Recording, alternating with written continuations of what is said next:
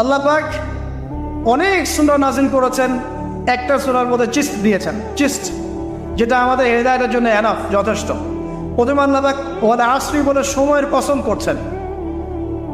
আপনারা সামন দিয়ে হাঁটাহাঁটি বন্ধ করে পিছন দিয়ে যাওয়ার চেষ্টা করেন, এখানে সবার ডিস্টার্ব হচ্ছে।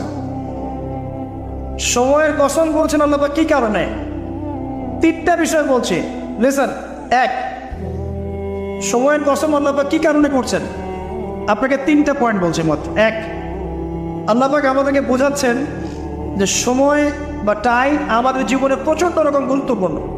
একটা দিন বা একটা রাত, একটা ঘন্টা বা একটা মিনিট, একটা সেকেন্ড আমরা অযথা অপচয় করতে পারবো না। এই হায়াতটা আমাদের কেনা নয়, বরং আল্লাহ পাকের দেয়া। অতএব আল্লাহর দেয়া নেয়ামতকে আমি যা ইচ্ছা তাইভাবে অপচয় করতে পারি না। তাহলে কিভাবে আমি সময়টা কাজে লাগাবো? এক কথায় উত্তর কি?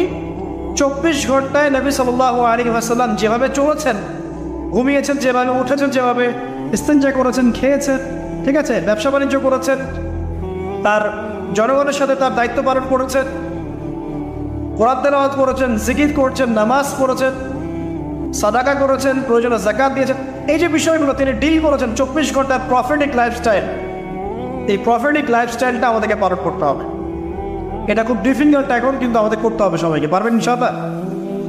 যুব সমাজের প্রতি নসিহত, আল্লাহর ওয়াস্তে তাড়াতাড়ি ঘুমানোর অভ্যাস করেন এবং ফজরের নামাজ জামাতে পড়ার চেষ্টা করেন। ফজরের আধা ঘন্টা আগে ওঠার চেষ্টা করেন, শেষ রাত্রে 2 রাকাত নামাজ পড়ে আল্লাহর কাছে কান্নাকাটি করার চেষ্টা করেন। আল্লাহ পাক তৌফিক দান করুন। রাতে যদি আর্লি ঘুমাতে না পারি, অলরেডি আমরা দেরি করে ফেলেছি, তাহলে আমরা আর্লি উঠতে পারবো না। উঠতে না পারলে সারাদিন আপনি টাইমকে ব্যালেন্স করতে পারবেন না। এই অল্প সময়ের মধ্যেই, এই 60, 70, 80 বছরের হায়াতের মধ্যেই আপনাকে এত কিছু কাজ করতে হবে। তাই প্রত্যেকটা দিন রাত যদি কাজে না লাগাই, তাহলে কখনোই সময় আমাকে ছাড় দিবে না। আমরা সময়কে মূল্যায়ন না করলে সময়ও আমাদেরকে কোনোদিন মূল্যায়ন করবে।